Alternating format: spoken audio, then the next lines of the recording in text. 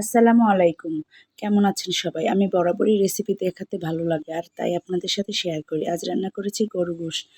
কীভাবে রসুন দিয়ে রান্না করতে হয়, আর রসুনটা কখন দিতে হয় তাহলেই পারফেক্ট ভাবে রান্নাটা হয়। ইনশাআল্লাহ পুরো ভিডিওটি দেখে জানতে পারবেন।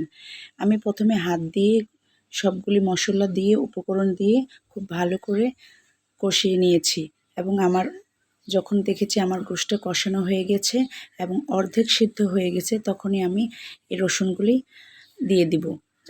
আগেই রসুন দিয়ে দিলে গলে যাওয়ার সম্ভাবনা থাকে, তাই আমার গোশ যখন 80% সিদ্ধ হয়ে গেছে তখন আমি এই রসুনগুলি আস্তে আস্তে দেশি রসুনগুলি দিয়ে দিচ্ছি।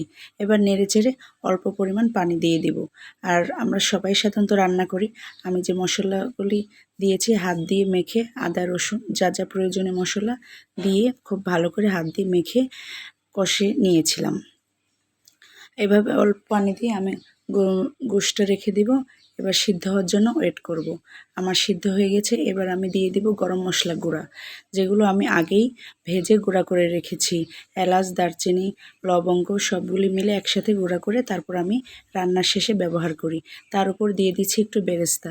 বাস আমার হয়ে গেল খুব সুস্বাদু রসুন গোশ। ইনশাল্লাহ পুরো ভিডিওটি দেখে আপনারও ভালো লাগবে আর এভাবে একটু রান্না করেই দেখুন কেমন লাগে।